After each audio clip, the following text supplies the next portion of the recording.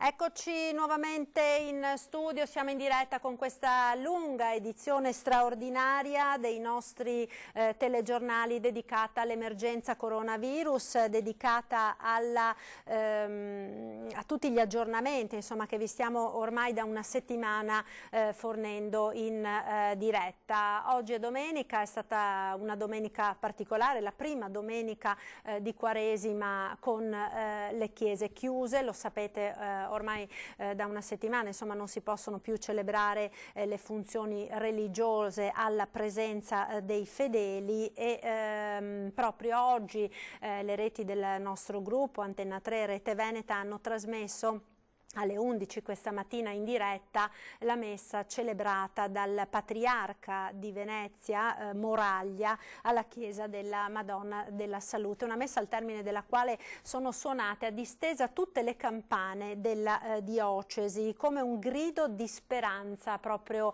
in relazione all'emergenza coronavirus. Monsignor Moraglia ha celebrato la funzione alla sola presenza della comunità del seminario dall'altare maggiore della Basilica della Salute, la chiesa che è stata fatta erigere, lo ricordiamo, in laguna proprio per ricordare la peste che colpì la città di Venezia tra il 1630 e il 1631, falciando la popolazione veneziana. E proprio al termine il patriarca ha rivolto una preghiera di affidamento di tutto il Veneto alla Madonna della Salute. Vi riproponiamo quindi nel prossimo servizio l'omelia del patriarca Moraglia. Sentiamola insieme. Cari fedeli che potete partecipare a questa celebrazione eucaristica grazie ad Antenna 3, a Rete Veneta e a Gente Veneta Facebook, siamo e viviamo un momento importante. Perché? Perché le difficoltà per il cristiano devono diventare opportunità. Questo modo anomalo di iniziare la Quaresima, grandemente anomalo, deve diventare per noi un'opportunità di grazia e anche un'opportunità sulle scelte di vita umane. Intanto l'Eucaristia, la parola di Dio, la comunità, sono grazia. Troppe volte ce ne siamo dimenticati o ce ne dimentichiamo. Quando ci vengono tolte torniamo a percepirle come quei doni importanti che ci accompagnano e dei quali non sempre abbiamo coscienza e consapevolezza. Opportunità anche sul piano umano. Gli stili di vita. È importante che soprattutto chi vive il nostro tempo sappia mettere in atto relazioni umane e sociali che siano in grado di questa sfida globale che stiamo vivendo e che ci riguarda anche nei nostri comportamenti e stili di vita. Opportunità, quindi ripartenza, speranza. Alle 12, come è già stato per il mercoledì delle Cenebri, alle ore 12 suoneranno le campane della nostra diocesi. Sono un grido di speranza. E nello stesso tempo ci vogliono ricordare quello che i nostri antenati cristiani di Abitene, martiri per la loro fede, dicevano di fronte a chi li condannava per la loro fede: sine Dominico non possumus. La comunità cristiana, il cristiano non può vivere senza l'Eucaristia, cioè senza il Signore Gesù. Le odierne circostanze ci costringono a sperimentare che cosa vuol dire essere Chiesa privata del suo bene supremo, l'Eucaristia, il Signore crocifisso e risorto, realmente presente nel gesto di spezzare il pane. Quindi iniziamo un cammino quaresimale ripensando proprio attraverso questa situazione anomala quanti doni, quante grazie, quante opportunità dobbiamo non lasciar cadere nella nostra vita. Questo imprevisto, forzato digiuno eucaristico ci fa apprezzare proprio la parola che diventa sacramento. Noi a poche centinaia di metri, essendo nella Basilica della Salute, vediamo la chiesa basilica cattedrale di San Marco. Là ci sono le spoglie dell'Evangelista che termina il suo Vangelo con queste parole: chi crederà e sarà battezzato sarà salvo. Non esiste un cristiano credente e non praticante. Chi crederà e sarà battezzato, chi crederà e vivrà l'Eucaristia sarà salvo.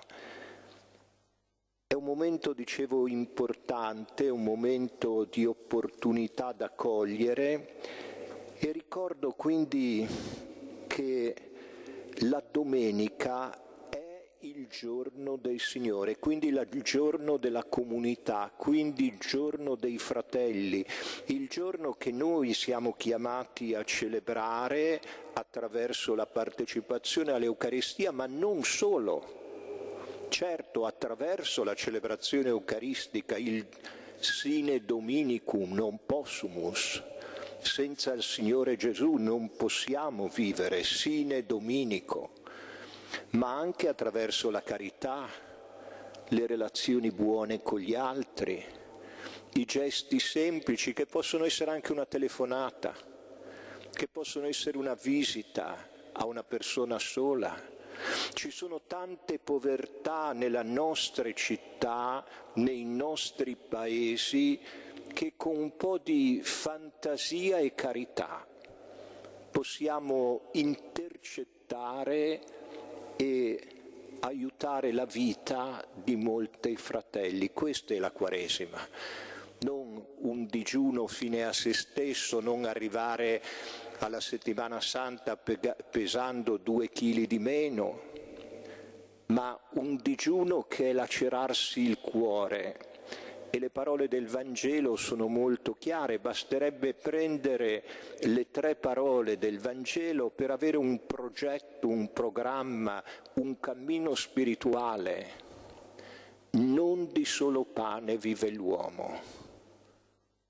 Questa parola come ci aiuta, obbliga ad essere più essenziali. Non tenterai il Signore Dio tuo. Com'è il nostro rapporto con Dio? Di dimenticanza, di domanda o di intimità filiale? Fidarsi di Dio, tornare a fidarsi di Dio. La Quaresima è anche questo. E poi dobbiamo anche essere attenti a non pretendere nella nostra vita di essere il centro di tutto. Dicevo, il suono delle campane vuole essere, deve essere, vogliamo che sia un grido di speranza, umile ma forte, che nasce da persone credenti, ma che diventa un segno pubblico, e ancora dice questo segno sine dominico non possumus. Vogliamo tornare a celebrare l'Eucaristia, magari con una consapevolezza più grande, magari con una fede più grande, ma vogliamo tornare a celebrare l'Eucaristia. Sono vicino con tutto il cuore ai malati, ai loro familiari. Sono vicino con gratitudine ai medici, agli infermieri.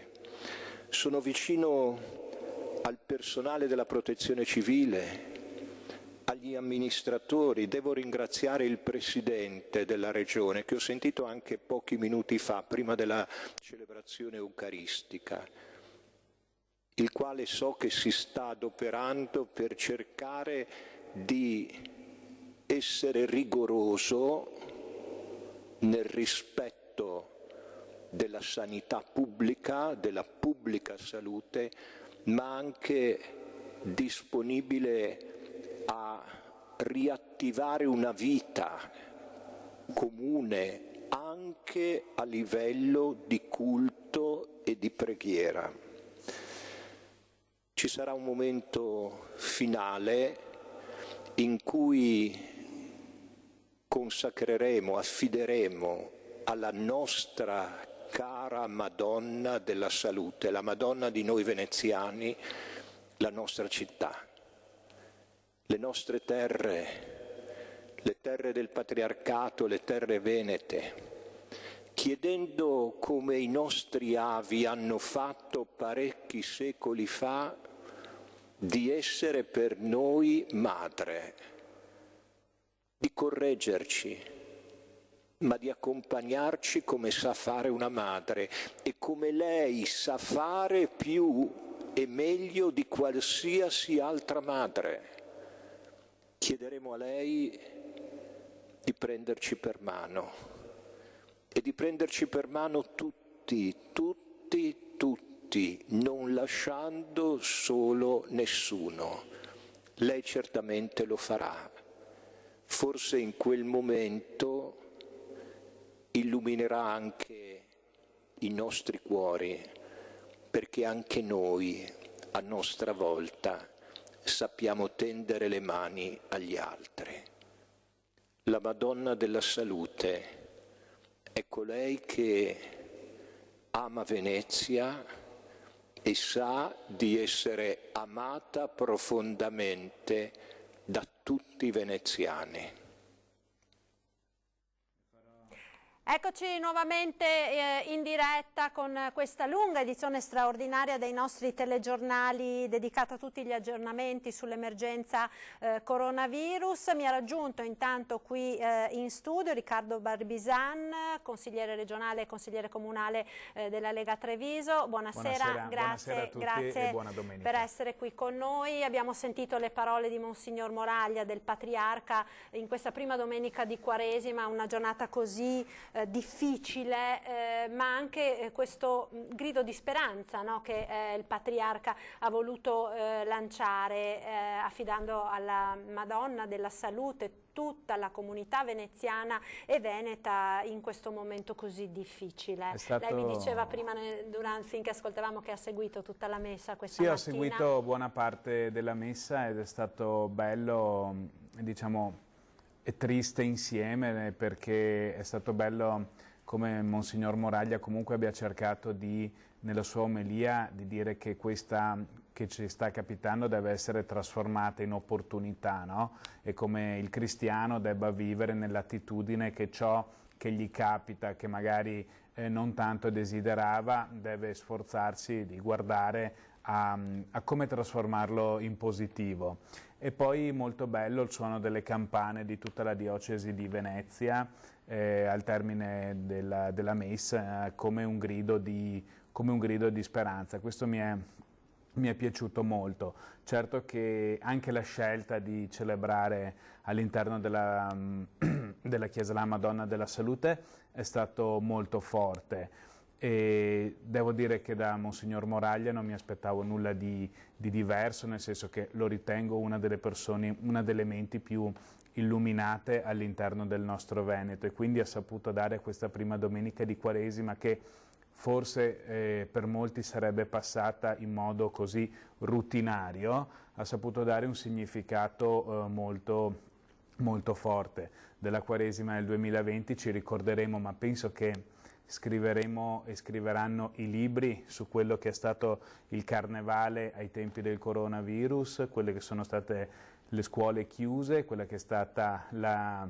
sospensione dell'imposizione delle ceneri il mercoledì di Quaresima, e così anche addirittura della sospensione delle messe, che devo dire è uno degli elementi che più fa riflettere in questo momento, perché oggi un mio amico, probabilmente ignaro della cosa, è andato a messa alle 11, poi mi ha scritto un messaggino e ha detto: ma come sospese le messe? Neanche in tempo di guerra sono state sospese le messe, no?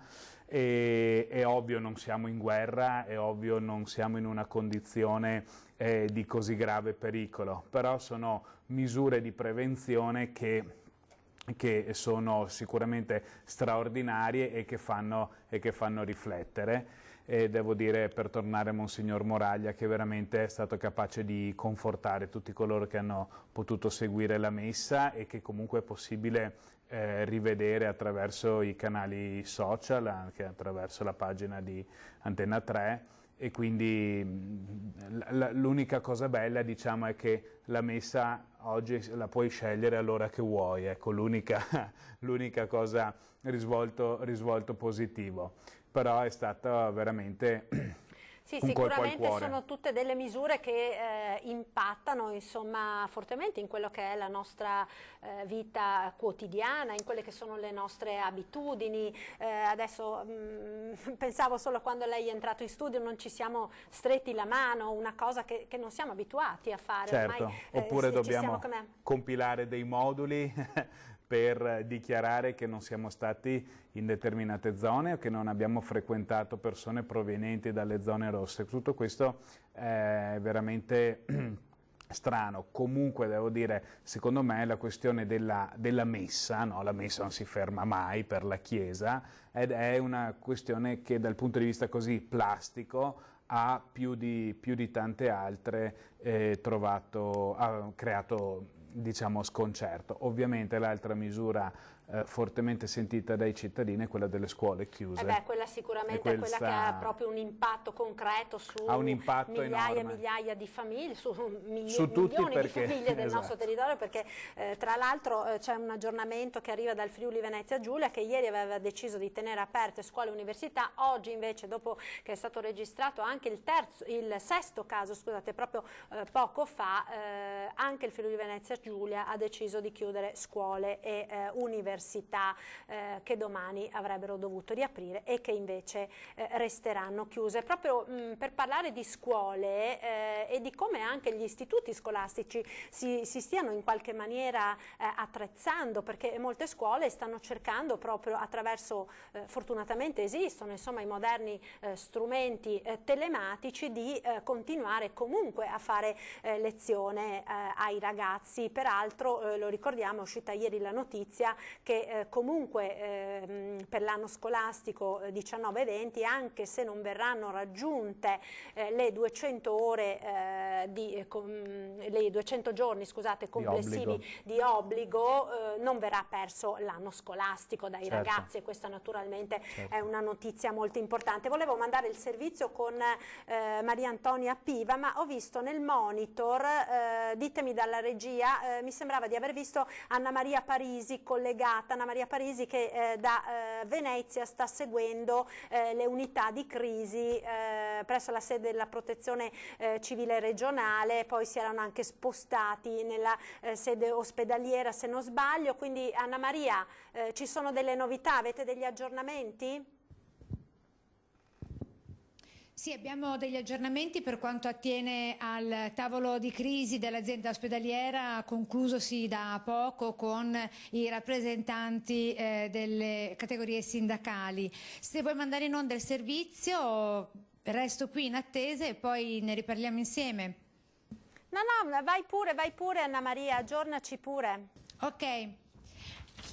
Ok, allora per quanto attiene appunto ai controlli effettuati attraverso i tamponi nella tutta l'azienda sanitaria ULSS 3, quindi vale a dire nel territorio di Venezia Centro Storico, Mestre, Mira, Dolo, Mirano e appunto tutti anche i presidi territoriali che ci sono stati effettuati complessivamente ad oggi 1304 tamponi, ovvero 1304 le persone che sono state controllate, di cui 32 i casi positivi, cioè il 2,45% sui 1300 i più controllati. Di queste persone 600 sono dipendenti delle unità ospedaliere, cioè il 46%, 704, i restanti 704 sono esterni, cioè il 54%, perché lo ricordiamo, numeri che abbiamo dato anche in precedenza,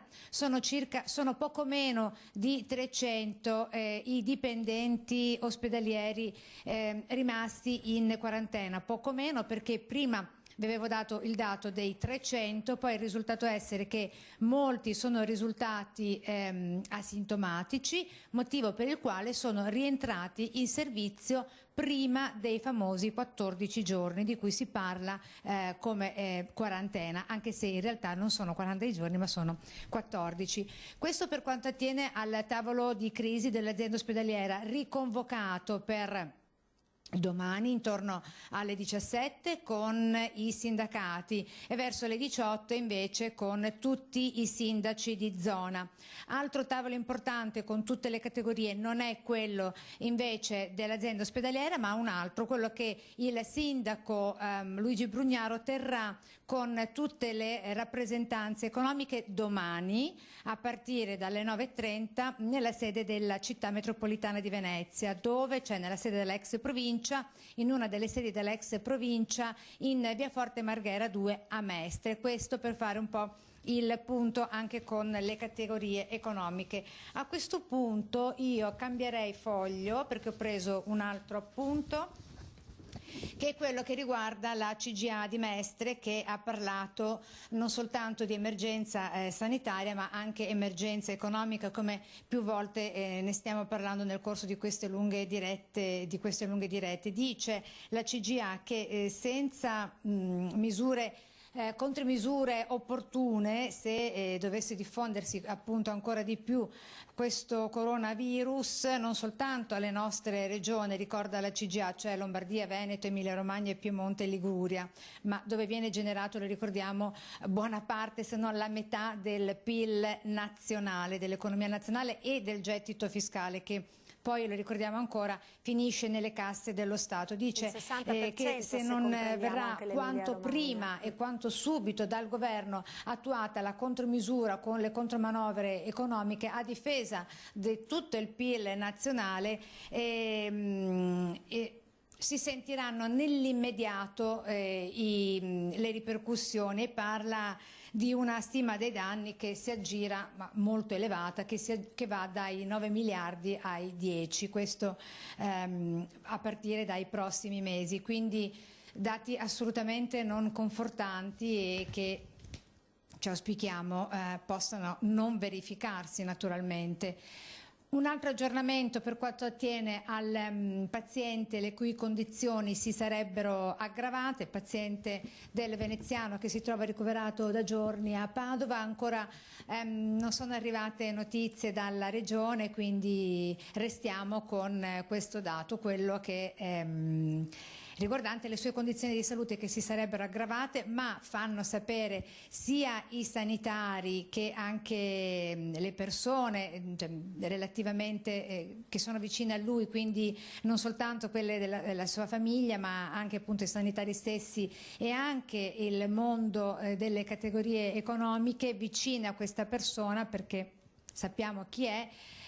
Le sue condizioni si sarebbero aggravate non per via della sua positività al coronavirus, ci hanno detto di dire esattamente così, perché così è secondo fonti scientifiche, ma perché le sue patologie pregresse erano già di per sé molto gravi, e cosa che il coronavirus avrebbe accentuato ma non avrebbe complicato.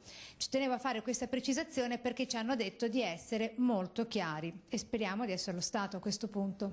Certo, grazie allora Anna Maria per questi aggiornamenti da Venezia. Noi torniamo in studio con Riccardo Barbisan, quindi insomma sicuramente c'è molta preoccupazione sia dal punto di vista sanitario sia dal punto di vista economico. Stavamo parlando delle scuole e di come le scuole si stiano attrezzando, per cui io direi vediamo intanto il servizio con l'intervista che abbiamo realizzato oggi pomeriggio a Maria Antonia Piva, dirigente scolastico del Duca degli Abruzzi di Treviso. Poi la regia, se vuole preparare, abbiamo anche un altro servizio che abbiamo proprio realizzato, la nostra Anna De Roberto, oggi pomeriggio in città, tra gli operatori del settore dei viaggi e i pubblici esercizi, che sono molto preoccupati. Quindi sentiamo prima l'intervista alla preside Piva.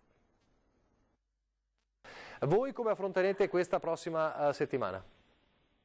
Allora, noi cercheremo di affrontarla come siamo abituati ad affrontare ogni avvenimento imprevisto, cioè in maniera molto concreta, molto lineare, attenendoci da un lato a quelle che sono le disposizioni di legge, dall'altro lato dando risorse e così mettendo in luce tutto ciò che l'autonomia scolastica, non soltanto chiaramente in condizioni difficili, è abituata a dare. Vi spiego meglio. Da domani le scuole riapriranno per quanto riguarda il personale della scuola, che sarà chiamato innanzitutto i collaboratori a iniziare le pulizie di fondo della scuola, attività di risanamento, di fronte alle quali peraltro io mi auguro che i comuni e la provincia di Treviso non lasciano solo le scuole per questa esigenza, e riprendono anche i lavori degli uffici, e anche qui va detto che alcuni dei nostri impiegati già avevano dato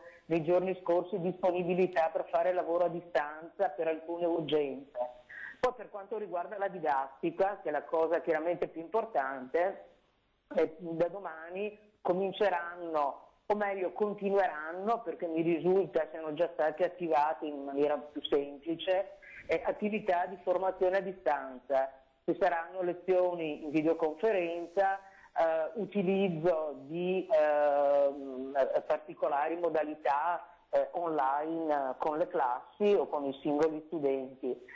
Insomma, sarà l'occasione per la scuola di portare alla luce ciò che magari in maniera meno visibile, meno continuativa viene fatta, cioè modalità diversificate di didattica. Questo è quello che noi faremo nella settimana prossima. Naturalmente poi ci saranno da affrontare altri nodi che sono forse più complicati, ovvero quelli dei viaggi di istruzione, della mobilità degli studenti, dei diversi scambi e attività che prevedono quello che noi chiamiamo l'outdoor della scuola. Queste sono cose probabilmente più complicate, anche perché prevedono una tempistica che va oltre la settimana. Senta, le chiedo questo, voi, ecco, lei ci ha spiegato, la settimana prossima voi riuscirete insomma a organizzarvi con le lezioni, diciamo, con la didattica telematica, ho capito male, no? Ho capito bene? Sì, ha capito bene. Naturalmente a partire da domani ci saranno anche delle fasi preliminari, cioè riunioni dei diversi dipartimenti disciplinari o dei consigli di classe per strutturare in maniera più coordinata e continuativa questa attività. Però le scuole è già da qualche anno che stanno sperimentando quello che è la didattica digitale.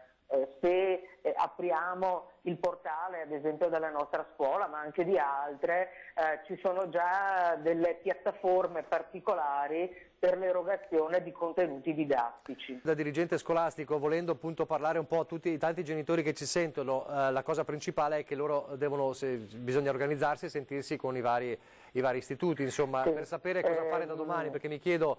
Certamente sì, direi di capovolgere forse i termini, nel senso che saranno i diversi istituti per il tramite dei coordinatori di dipartimento, i coordinatori di classe eccetera, che raggiungeranno le famiglie.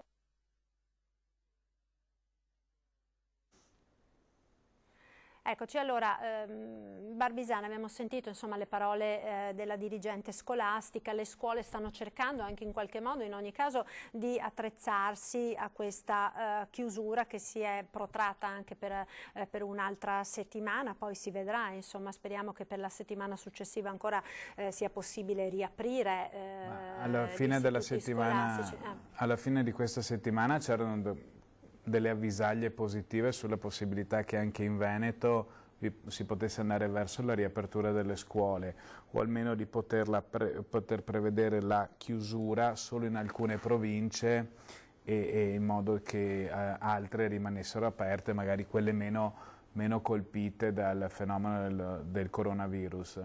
Purtroppo così non è stato, vedo che ancora si ragiona di regione in regione, non si riesce a parcellizzare un po' di più il territorio, perché si pensava magari che alcune province come Belluno o Verona, meno colpite, potessero andare verso una maggiore normalità. Invece il governo ha ritenuto di considerarci a blocchi stagni e quindi anche questa settimana in tutto il Veneto le scuole saranno chiuse.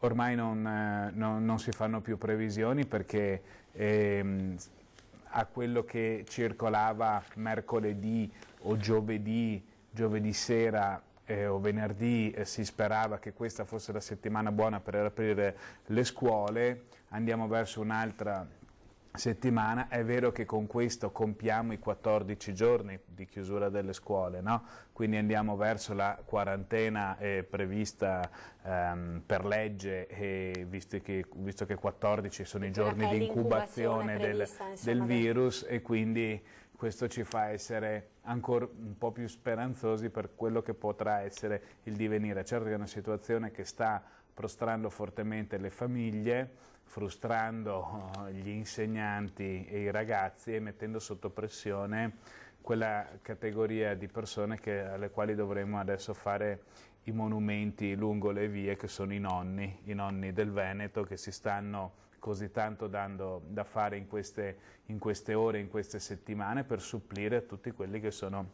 i disagi dell'impossibilità di portare i ragazzini a scuola e condurre una vita normale, quindi poter andare al lavoro. Pensiamo soprattutto a qual è la situazione di chi ha bambini molto piccolini che andavano all'asilo nido o alla scuola materna, e che quindi insomma hanno bisogno di essere seguiti in modo particolare, magari rispetto a un ragazzino un po' più grande, un po' più autonomo.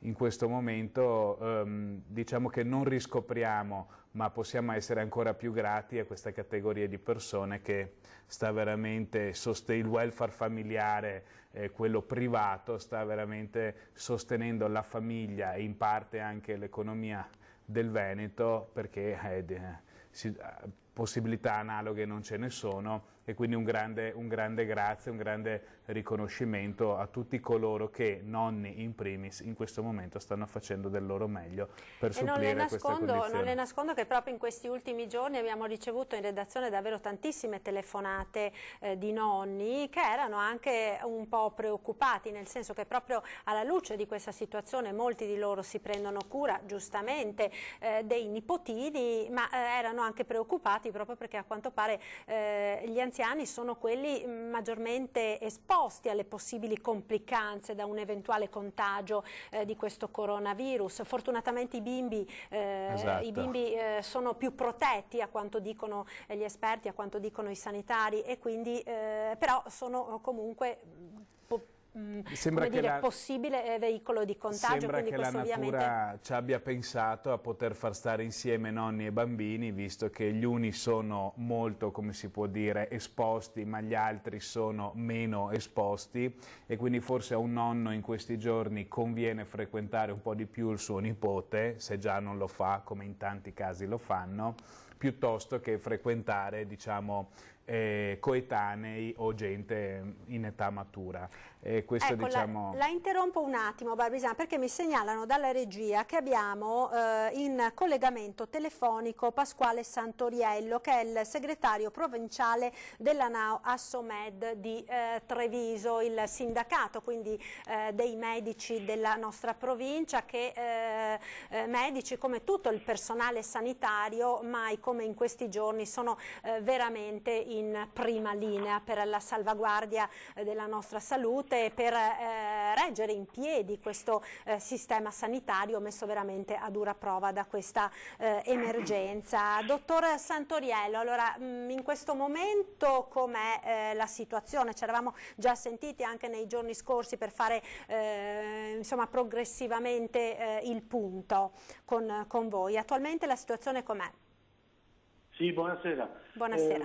Dal punto di vista della diffusione in provincia di Treviso abbiamo circa una cinquantina di persone positive, un anziano in rianimazione, una ventina ricoverati in malattie infettive. Non ripeto i dati numerici che tra l'altro sono ben descritti anche in sovrimpressione sui vostri monitor. L'impressione è che il picco della diffusione non sia stato ancora raggiunto, è prevedibile che il picco della diffusione ci sia la prossima settimana. Io volevo soprattutto soffermarmi sulle grosse difficoltà che ci sono nel reparto di geriatria dell'ospedale di Treviso, in quanto il reparto geriatrico di fatto continua a essere un focolaio ospedaliero molto esteso, uno dei più estesi del Veneto.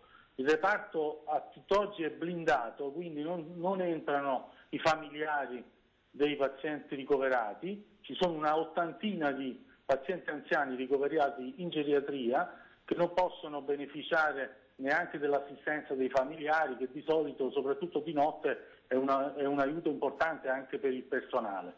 Il personale sanitario di quel reparto è stato molto interessato dal contagio. Abbiamo 5 medici della geriatria con tampone positivo che sono in monitoraggio domiciliare e ovviamente non possono offrire le loro prestazioni mediche. Ci sono 4 medici dello stesso reparto che sono diventati sintomatici e quindi arriviamo a 9 medici coinvolti. Questi 4 medici sono ancora in attesa che siano prese delle decisioni se e quando saranno sottoposti al tampone, ma comunque è prevedibile che almeno nei primi giorni della prossima settimana non possano ugualmente partecipare all'attività di reparto. Quindi si viene a determinare un problema anche di turnazione, di ordine di servizio. Quindi uno dei grossi problemi da affrontare nei prossimi giorni sarà come garantire l'assistenza medica soprattutto nel reparto di geriatria di Cafoncello. Certo, infatti questa è una delle grosse preoccupazioni, no, che ci sono e ringraziamo anche tutto il personale sanitario e i medici che in queste ore sono sottoposti veramente a dei turni di lavoro massacranti e ci stanno mettendo proprio tutto l'impegno loro massimo, rischiando anche del proprio per non mettere in crisi questo sistema. No? Peraltro volevo anche chiederle un'altra cosa, dottor Santoriello, per quanto riguarda i dispositivi di protezione individuale. C'era stato un incontro nei giorni scorsi proprio su questo, perché in alcune categorie c'erano anche dei problemi nella fornitura di questo materiale. È stato risolto il problema ora? È stato parzialmente risolto, nel senso che effettivamente è arrivata una fornitura l'altro ieri di numerose mascherine con il filtro, quelle professionali.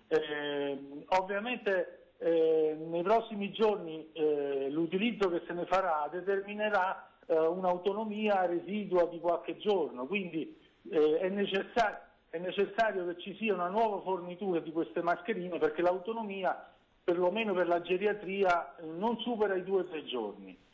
Mentre invece c'è una grossa disponibilità sufficiente per quanto riguarda delle protezioni da mettere sopra il camice e quelle diciamo dei guanti. Quindi il problema prevalente è quello di come coprire i prossimi giorni con le mascherine FP2, anche perché ci saranno nuovi medici, cioè nuove figure professionali che andranno a coprire i turni di guardia notturna della geriatria da altri reparti e quindi dovranno assolutamente essere protetti, perché non possiamo permetterci il lusso di perdere ulteriori unità mediche, altrimenti si rischia veramente il collasso.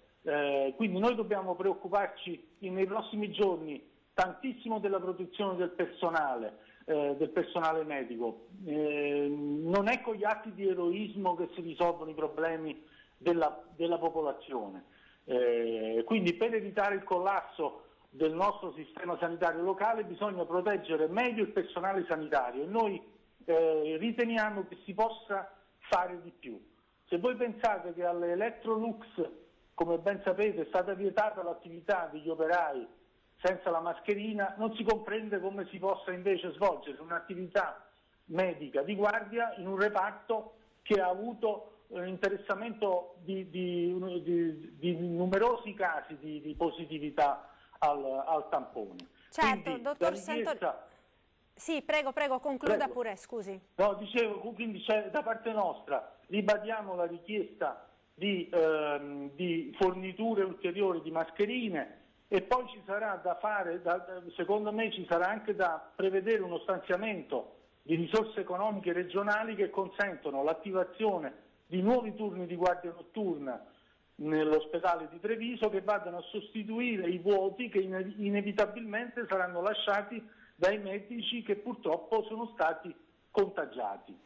Certo, dottor Santoriello, allora io la ringrazio per il suo intervento, torneremo a sentirci nei prossimi giorni, grazie, buona serata. Barbisan, allora adesso faremo una riflessione su queste cose che ha detto il dottore, che sicuramente sono molto, molto importanti, però vedo prima nel monitor ci chiede la linea la collega Valentina Visentin, che è collegata in diretta da Rovolon, vedo nel monitor, sì, da Rovolon.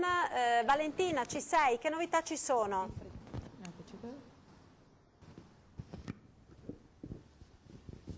Valentina, sei in diretta?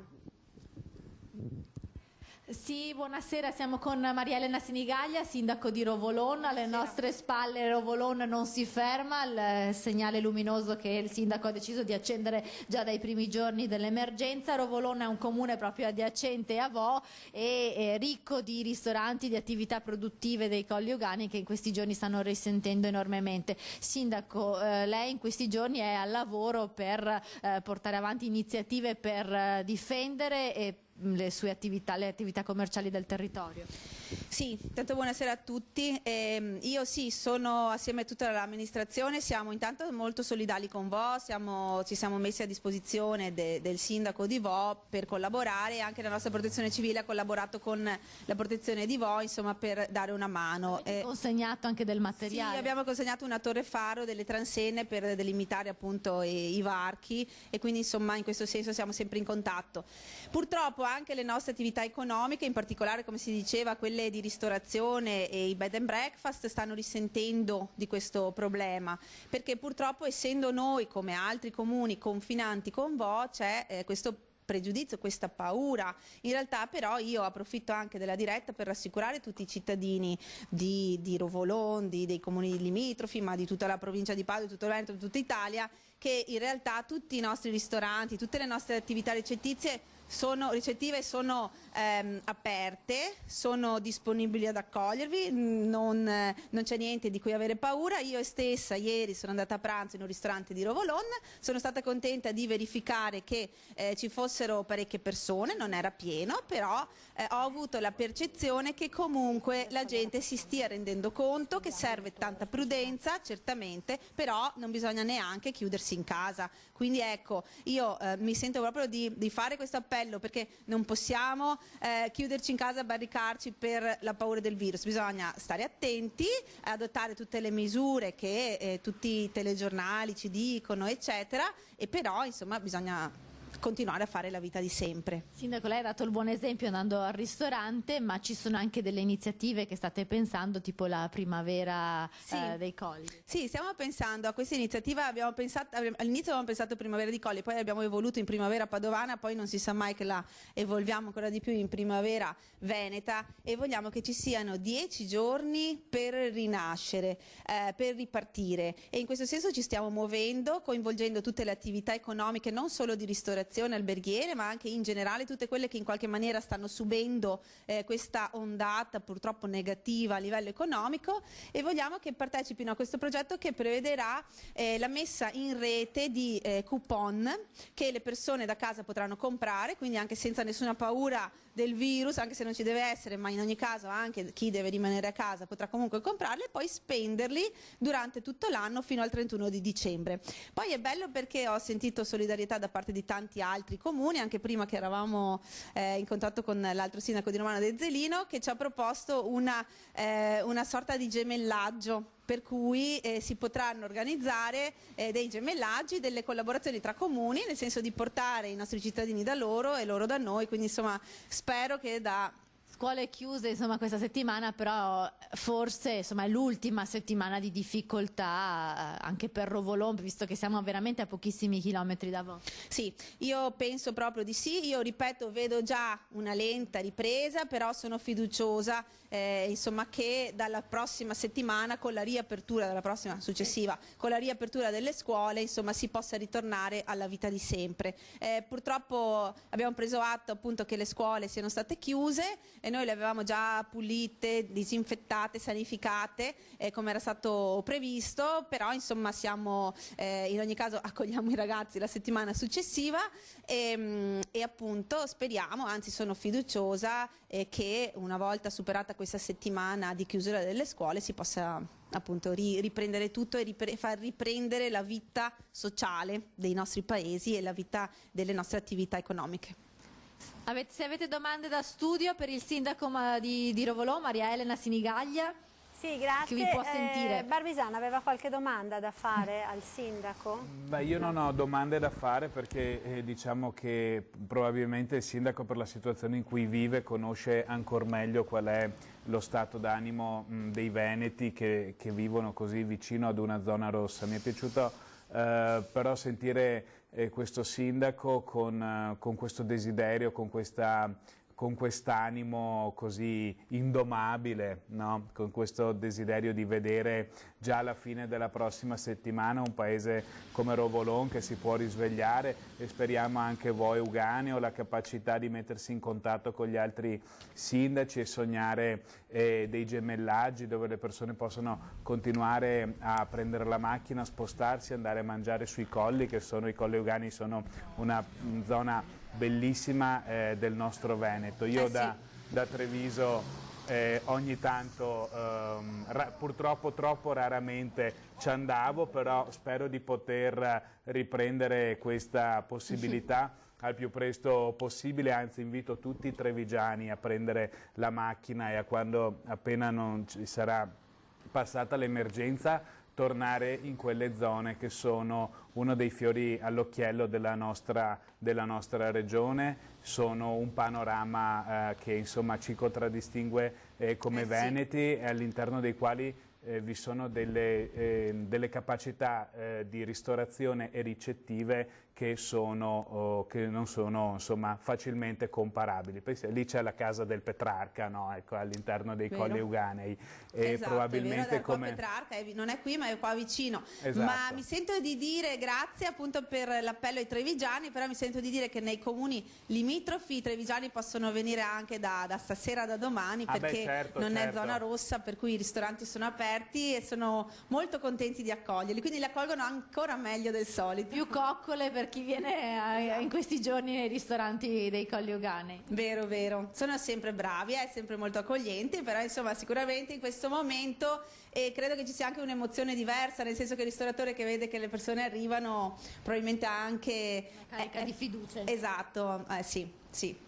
Bene, grazie a te allora Valentina. Studio. Grazie Valentina per questo collegamento. Ritorniamo alla telefonata, al collegamento telefonico di prima Barbisan con il dottore Santoriello, segretario provinciale per quanto riguarda Treviso della NAO Assomed, il sindacato dei medici, che ha posto delle questioni sicuramente molto importanti e che destano anche una certa preoccupazione naturalmente tra i cittadini. Sicuramente sì, perché diciamo che l'ospedale è il punto di riferimento, i sanitari sono il nostro punto di riferimento ora come ora, e se dovessimo parlare di una battaglia sono le nostre prime linee, e quindi non possiamo permetterci di perdere sanitari al servizio delle persone malate proprio in questo momento. È ovvio che siamo in una questione emergenziale e purtroppo dopo una settimana abbiamo capito sempre meglio giorno per giorno come adattare il nostro servizio sanitario regionale ad una questione che diciamo ci ha visti, non dico impreparati, ma ci ha visti in una situazione di difficoltà, soprattutto nelle prime ore nelle quali siamo stati travolti nostro malgrado e non per nostra colpa dalla diffusione di questo virus. Ora le mascherine sono arrivate, quante polemiche sulle mascherine messe e non messe, ordinate e non arrivate, dovevano arrivare dalla protezione civile e adesso comunque il dottor Santoriello ci dava la conferma che sono arrivate, ma ha ragione anche lui. Vi è la necessità di organizzare l'ospedale affinché i turni negli altri reparti dai quali magari abbiamo attinto per coprire i turni della geriatria, ecco, non ne soffrano gli altri reparti e le altre persone che sono magari in medicina o in ortopedia. E non è una situazione assolutamente facile, voi sapete che il sistema sanitario regionale proviene da un momento di carenza di medici che vi è in Veneto e vi è in tutto il resto d'Italia per delle scelte sbagliate compiute a livello centrale negli ultimi 20 anni, a questo si è aggiunto il coronavirus.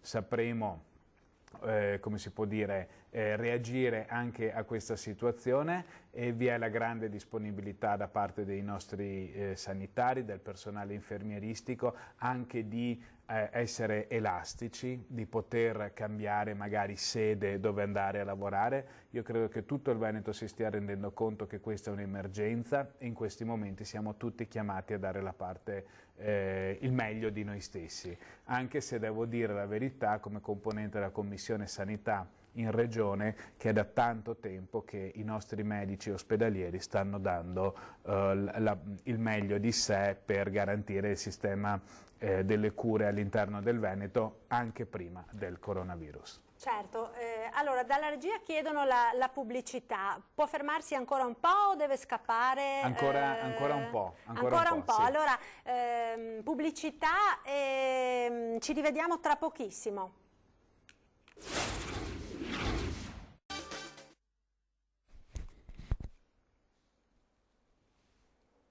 Ma lanciamo Benazzi o no? Sì. Ah, ok. La prossima pubblicità vado via. Ok. Sì, allora eccoci, siamo nuovamente in diretta con questa edizione straordinaria dei nostri telegiornali, appunto dedicata a tutti gli aggiornamenti del coronavirus, di questa emergenza coronavirus nel nostro territorio. Purtroppo, scusate, ma c'è una brutta notizia. Abbiamo una brutta notizia perché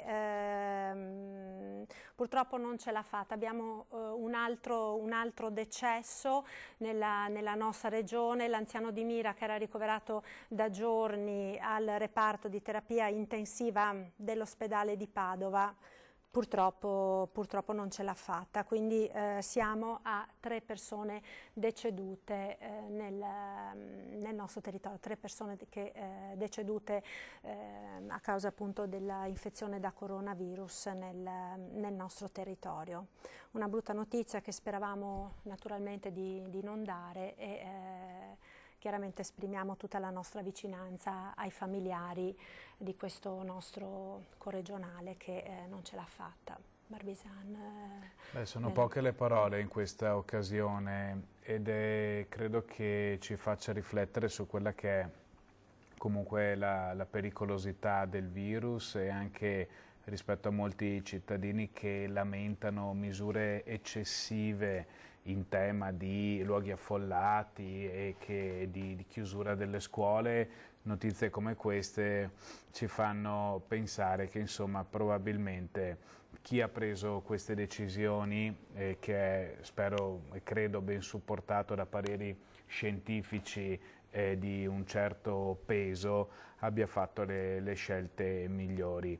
Forse è bene sopportare, io faccio anche questo appello, mi permetto questo piccolo appello alla popolazione, forse è meglio sopportare diligentemente questi 14 giorni di restrizioni per non doverne sopportare poi di peggiori magari nei prossimi giorni o nei prossimi mesi. Le condoglianze di tutti noi a questa famiglia.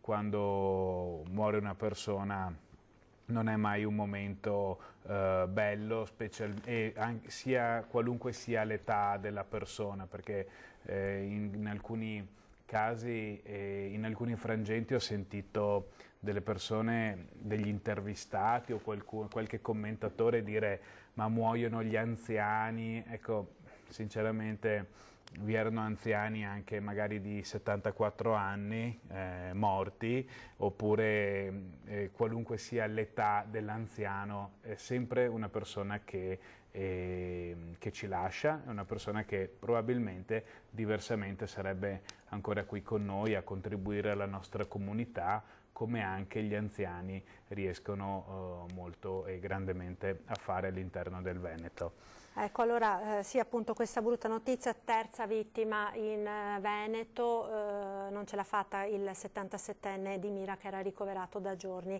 in terapia intensiva all'ospedale di Padova. La regia ci chiede ancora la pubblicità, prima abbiamo un po' sforato, non siamo riusciti a mandare una barra pubblicitaria, quindi linea alla regia, ci rivediamo tra poco.